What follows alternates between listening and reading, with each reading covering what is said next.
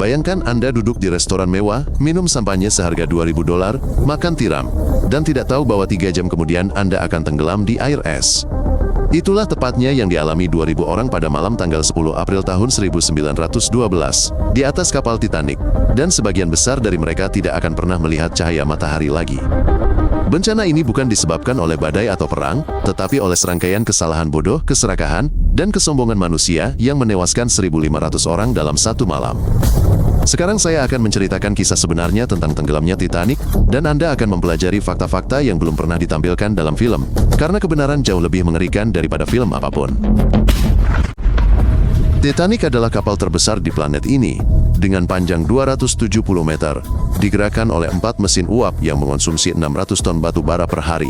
Para insinyur membagi lambung kapal menjadi 16 kompartemen kedap air, dan memberitahu pemiliknya bahwa kapal itu praktis tidak dapat tenggelam, sebuah klaim yang menjadi berita utama di surat kabar di seluruh dunia.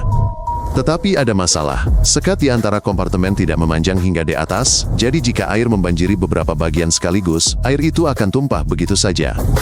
Pemilik perusahaan pelayaran mengetahui hal ini, tetapi mereka menganggap kemungkinan kebocoran 5 kompartemen sekaligus hampir nol, dan mereka salah, dengan konsekuensi yang mengerikan.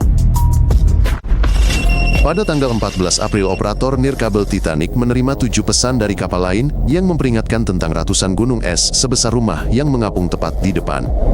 Kapten Edward Smith membaca telegram tersebut, memasukkannya ke saku, dan memerintahkan kapal untuk melanjutkan perjalanan dengan kecepatan maksimum 22 knot, 40 km per jam untuk kapal sebesar itu.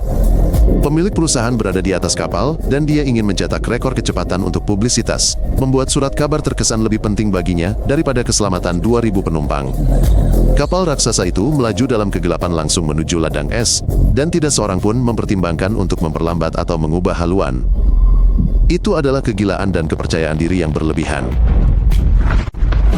Sebelum keberangkatan, terjadi pergantian perwira, dan salah satu mualim kapten, Blair, meninggalkan kapal pada menit terakhir, membawa serta kunci loker di anjungan. Loker ini berisi teropong untuk para penjaga di haluan, orang-orang yang seharusnya melihat ke depan, dan mendeteksi bahaya di lautan gelap sepanjang malam. Pelaut Frederick Fleet kemudian bersaksi terus terang di persidangan, "Jika kami memiliki teropong, kami akan melihat gunung es 3 km lebih cepat, dan pasti punya waktu untuk menghindarinya." 1.500 orang tewas sebagian karena seorang perwira lupa menyerahkan kunci loker. Dan ini bukan kebohongan. Ini adalah fakta yang tercatat secara resmi dari persidangan. Tiket kelas 1 di Titanic berharga $4.000 dalam nilai uang saat ini, termasuk kabin dengan kamar mandi marmer, pusat kebugaran, pemandian Turki, dan restoran dengan 10 hidangan. Tiket kelas 3 berharga $35, penumpang tidur di kabin sempit berkapasitas 8 orang, mandi dengan air keran sedingin es, dan makan bubur sederhana di ruang makan komunal di bawah. Perbedaan harga tiket ini menentukan siapa yang akan selamat dan siapa yang akan mati, karena ketika kapal mulai tenggelam, penumpang kelas 3 hanya dikurung di balik jeruji besi di dek bawah. Para penjaga mencegah orang miskin mengakses sekoci penyelamat, sementara orang kaya diam-diam menaiki sekoci tersebut.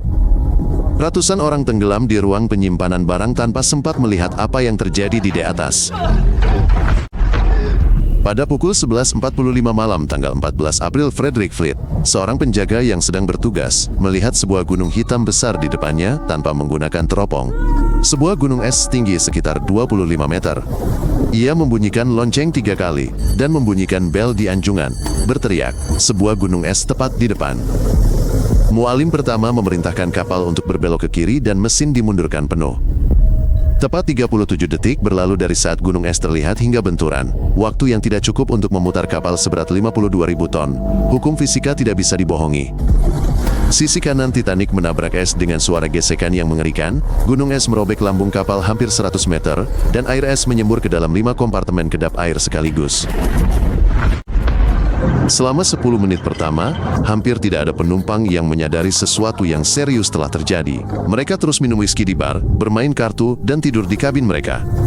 Kapten Smith turun ke dek bawah dan melihat pemandangan mengerikan. Air membanjiri kantor pos. Kantong-kantong surat mengapung di dekat langit-langit. Permukaan air naik 1 meter setiap 10 menit. Kepala perancang kapal, Thomas Andrews, dengan cepat menghitung dan memberitahu kapten kebenaran yang mengerikan.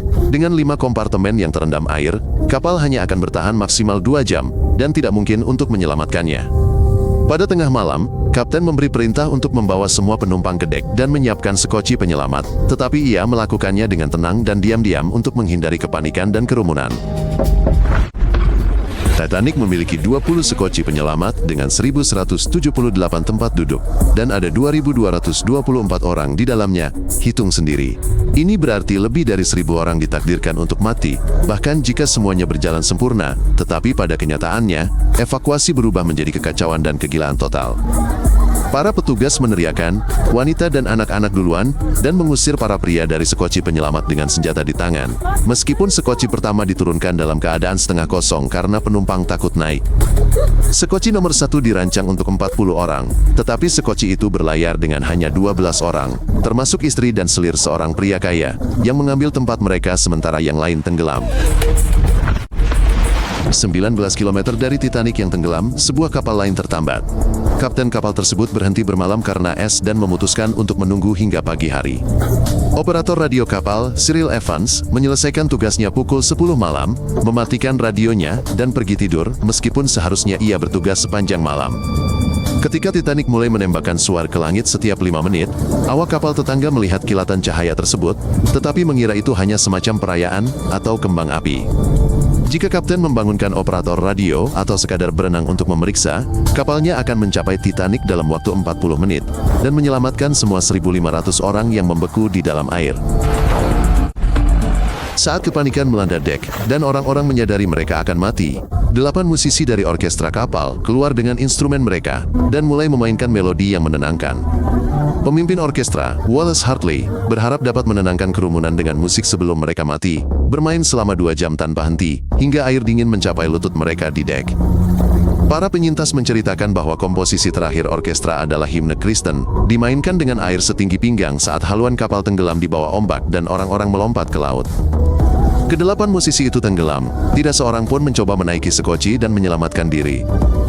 Jasad mereka kemudian ditemukan mengapung di laut, masih mengenakan jaket pelampung, dan memegang instrumen mereka. John Astor, penumpang terkaya di kapal Titanic, memiliki kekayaan senilai $5 miliar AS saat ini, dan memiliki separuh kota New York. Ketika sekoci mulai diturunkan, Astor menempatkan istrinya, yang masih muda dan sedang hamil, Madeleine, ke atas sekoci, menciumnya, memberinya sarung tangan, dan berkata, "Sampai jumpa di New York, sayangku." Jenazahnya ditemukan seminggu kemudian, mengapung di lautan, dadanya hancur.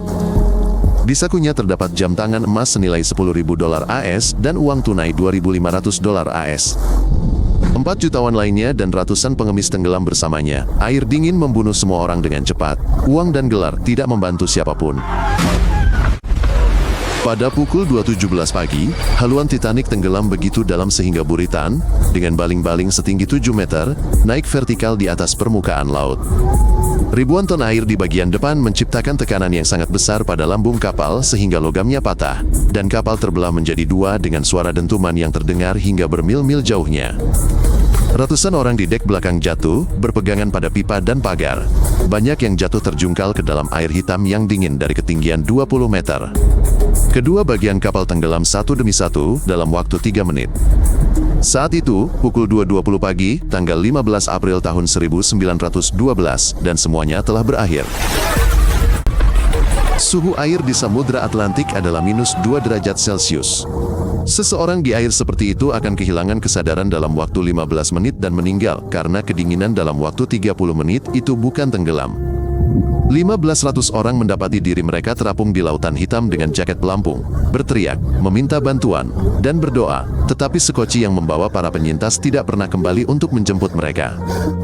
Para petugas di sekoci takut bahwa orang-orang yang tenggelam akan menenggelamkan sekoci mereka ketika mereka mencoba naik, jadi mereka memerintahkan mereka untuk mendayung menjauh dari teriakan, meskipun setengah dari sekoci itu kosong. 30 menit kemudian, teriakan itu benar-benar berhenti, dan para penyintas duduk dalam keheningan di tengah lautan hitam, mendengarkan kematian orang-orang terakhir yang selamat. Mereka mengatakan, itu adalah suara yang paling menakutkan. Kapal lain, Carpathia, menerima sinyal bahaya pada tengah malam, dan kaptennya memutuskan untuk melakukan upaya penyelamatan melalui ladang es yang berbahaya dengan kecepatan maksimum. Kapten Arthur Rostron memerintahkan awak kapal untuk menyiapkan makanan panas, selimut, perlengkapan medis, dan kopi. Kapal tersebut mencapai koordinat bangkai kapal pada pukul 4 pagi, 2 jam setelah tenggelam. Mereka menemukan 16 koci penyelamat dengan 705 orang yang selamat, hampir semuanya wanita dan anak-anak, banyak yang mengalami syok, beberapa mengenakan gaun malam tanpa mantel. Dari 2.224 orang di atas Titanic, hanya 710 yang selamat, dan 1.514 tewas, hampir 70% dari total penumpang. Kapten Smith menolak untuk meninggalkan kapal dan tetap berada di anjungan hingga akhir. Jasadnya tidak pernah ditemukan di lautan di antara korban tewas lainnya. Setelah bencana tersebut, pemerintah di seluruh dunia melakukan penyelidikan dan memperkenalkan peraturan maritim baru. Setiap kapal harus memiliki ruang sekoci penyelamat untuk semua penumpang, tanpa pengecualian. Patroli es internasional didirikan yang hingga saat ini memantau pergerakan gunung es di Atlantik dan memperingatkan semua kapal tentang bahaya melalui radio 24/7. Tenggelamnya Titanic selamanya mengubah seluruh industri maritim dan mengajarkan umat manusia sebuah pelajaran sederhana. Alam selalu lebih kuat daripada teknologi, dan kepercayaan diri manusia yang berlebihan membunuh banyak orang. Puing-puing kapal Titanic baru ditemukan pada tahun 1985. Kapal tersebut terletak di kedalaman 3.800 meter, lebih dalam dari gunung-gunung tertinggi di planet ini. Kapal itu terpecah menjadi dua bagian raksasa, terpisah sejauh 600 meter, dengan ribuan barang berserakan di dasar laut. Koper, piring, sepatu, mainan anak-anak, dan gelas. Para ilmuwan memperkirakan bahwa dalam 50 tahun, lambung logam akan sepenuhnya dimakan oleh bakteri dan korosi, dan Titanic akan lenyap selamanya, berubah menjadi debu berkarat di dasar laut. Tetapi kisah kapal ini tidak akan pernah dilupakan karena mengungkapkan kebenaran sederhana. Kehidupan manusia selalu lebih penting daripada rekor, keuntungan, ambisi, dan sejumlah uang apapun. Jika Anda merasa ini menarik, berlanggananlah agar Anda tidak ketinggalan episode baru. Kami menyajikannya secara singkat dan langsung ke intinya.